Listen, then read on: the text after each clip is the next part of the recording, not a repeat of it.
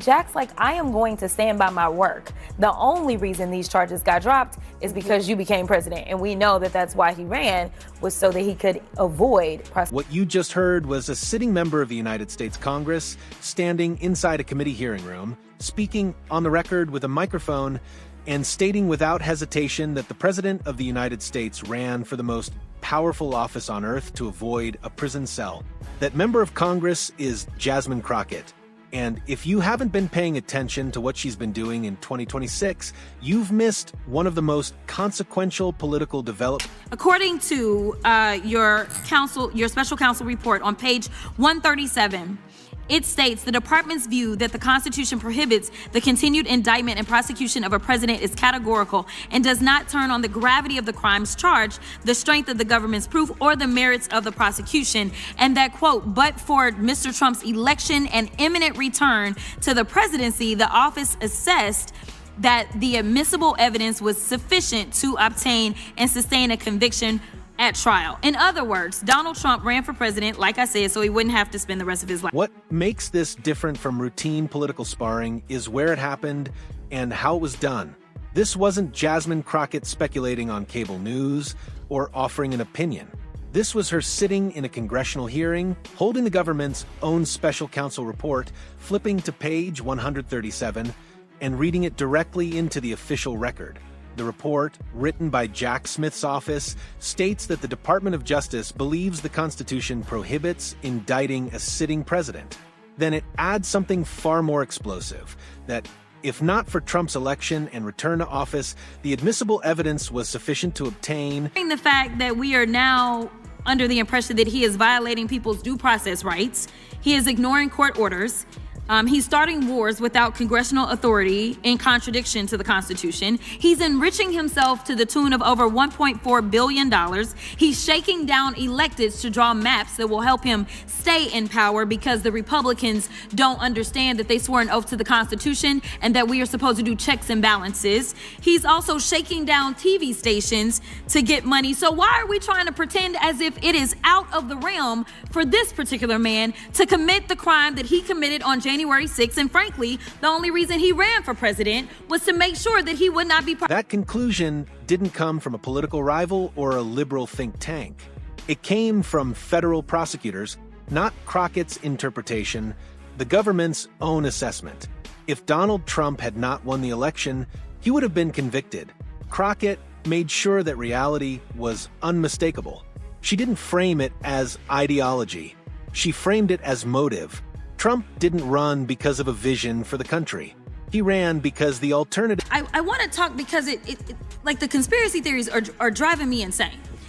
And maybe it is because I'm used to the law just being the law and practicing and getting into a courtroom, and maybe it's because I've been there. But I am so confused about how they're like, oh, these poor little people, they did nothing wrong, and that's why the president let them all out of prison. Let's talk about the process, okay? Because you can say that an investigation has been flawed, and Lord knows, as a criminal defense attorney, it was my job to make sure that I dug into every single flaw, because I can tell you in almost every single prosecution that I've had to go up against, the only thing I was looking at is how much did you mess up so that I could represent my client well, right? But it didn't mean that I would get them off. So I'm trying to figure out, did these people, over 1,000 people, get convicted of something that they did in a criminal way on January 6th, yes or no? Then came the pardons. And this is where 2026 truly shifted. When Trump returned to office in January 2025, one of his first acts was issuing mass pardons for those involved in January 6th. Not a handful, hundreds. People convicted of violent crimes, people who assaulted police officers, people caught on camera doing acts that in any other context would have guaranteed long sentences. Trump erased those consequences instantly.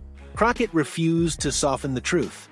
She called it exactly what it was, a president protecting those who helped him attempt to overturn an election, because if they were held accountable, the next question would be whether he should be too. 5 at the White House podium stood Karoline Leavitt, polished and prepared as always. She defended the pardons as mercy.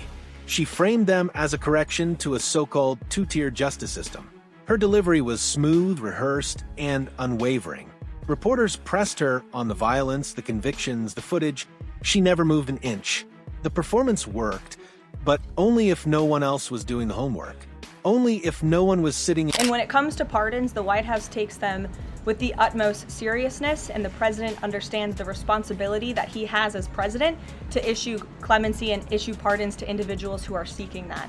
That's why we have a very thorough review process here that moves with the Department of Justice and the White House counsel's office. There's a whole team of qualified lawyers who look at every single pardon request that ultimately make their way up to the President of the United States. He's the ultimate final decision maker. And he was very clear when he came into office that he was most interested in looking at pardoning individuals who were abused and used by the Biden Department of Justice and were over-prosecuted by a weaponized. For 12 months, this administration has been taking billions of taxpayer dollars from American people and have been giving it away to their own companies in the form of tax cuts, government contracts, or other government funded subsidies. So Congress has a role in getting rid of fraud, I will admit that, in any federally funded government program. However, I think the fraud that the American people are concerned about is that the Republicans are taking away Americans' health care so that ultra billionaires can get more tax cuts. The real fraud is the dehumanization and demonization of the working class Americans and immigrants to distract folks away from corporate socialism that's happening because of the Republic. Because the pardons didn't stop at January 6th. That was Crockett's point. In January 2026, she laid out findings from a Democratic review within the House Judiciary Committee. Trump's pardons, she said, cost victims and taxpayers an estimated $1.3 billion. She went case by case: Medicare fraud, tax evasion, financial crimes with real victims and documented losses. Names, dollar figures, court records. Then she delivered the sharpest contrast of all. The same administration that shouted endlessly about fraud while targeting immigrants and working-class communities was simultaneously pardoning people who had stolen hundreds of millions from the federal government. Not hypothetical fraud, documented fraud. And those people were forgiven because they were useful. Now the president is simply crashing out. And it's because he can't seem to explain his special decades-long relationship with one of the most prominent sexual predators in American history. It's already public that he's in the Epstein files, but his administration is hiding the context of his involvement, if any, with Mr. Epstein's horrific crime. Then she turned to the Epstein files. In late 2025, Crockett delivered an opening statement that still reverberates. She described the Trump administration as an autocracy machine and laid out how it functioned: weaponized agencies, ignored court orders, and a pay-for-play culture embedded at the highest levels. She detailed Trump's long-standing relationship with Jeffrey Epstein, the shifting stories, the allegations of cash bribes, and how Trump's own Department of Justice shut investigations down. This wasn't speculation. This was someone with legal training, committee access, and firsthand exposure to how power shields itself, choosing to say the quiet part out loud.